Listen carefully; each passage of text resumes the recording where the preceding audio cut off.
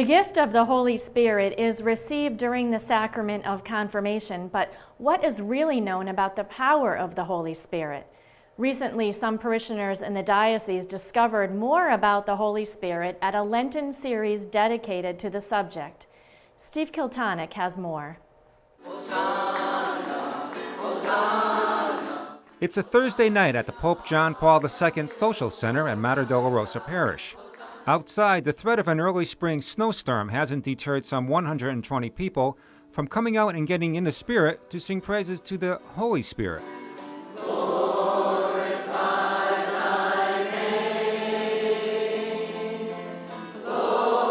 During this Lenten season, parishioners from Holyoke and beyond gather here for the fourth of a 6-week program called the Life in the Spirit Seminar. The Life in the Spirit Seminar is nothing new.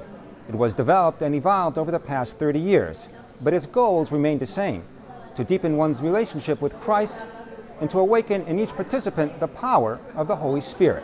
Paula Brunault, who was one of the seminar's organizers, said she first heard about the Life in the Spirit program from a Long Island woman back in 1972. She talked about Jesus like he lived next door, and I thought, wow, I want to, if ever we have a Life in the Spirit in our area, I'm going to go. She didn't have to look far.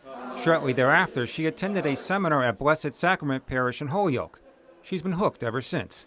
A lot of us know who God the Father is, who Jesus is, but we really don't know who is the Holy Spirit. And I think that when we come to the seminar and we find out what it means that we are a temple of the Holy Spirit, that God lives within us, that's a life-changing thing. For the past 5 years, Brunault participated in a similar Anglican-based program called Alpha at her parish. In addition to music, each week the program includes spontaneous prayer, a formal talk, group sharing, and a witness talk. This week, Brunault's daughter, Andrea McGinnis, spoke about how her relationship with Christ deepened when she was baptized in the Holy Spirit. Before each session, the Spirit's facilitators gather for prayer. Father, I am willing for you to make me willing, for your will to be the desire of my life. Hank Porton came with his wife. I came primarily to learn more about the Spirit. He's around us every day, he's with us every day, and yet we don't know a lot about him. Porton says in the group sessions, each participant gets a chance to share.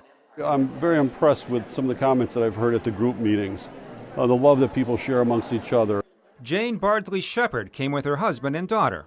What you learn from the group, from each individual person, is wonderful, because it's always a different outlook, not the professional outlook from father or deacon. Dan O'Driscoll was this week's speaker. His talk focused on preparing the group for next week's session. They will be prayed over, and the Holy Spirit is going to be stirred up inside of them, and they're going to receive many gifts. Dale Smith of Enfield, a seminar facilitator, was baptized in the Holy Spirit 30 years ago. She said the Holy Spirit is still very much active in her life. 2 years ago, her son was paralyzed from the waist down when a bale of hay fell on him at the family dairy farm. She explained what happened when she went to the hospital's trauma unit. I just fell to my knees on the side of him, and I began to pray in a prayer language that was not my own. I was devastated, and I only could pray in the Spirit because I didn't know how to respond.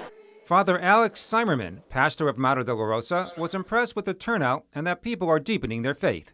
People have told me that for the first time in their life, now these are fervent Catholics, they feel comfortable about speaking about their faith, not just here, but to other people. But the most important of Jesus' miracles is the conversion of a soul, because that's a miracle that goes on forever. And that's what's happening here. It's a constant miracle. As the seminar drew to a close, Father James Lange of St. Mary's in Westfield gave the final prayer.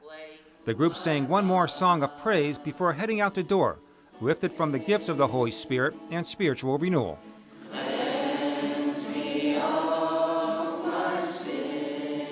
For Real to Real, I'm Steve Kiltonick.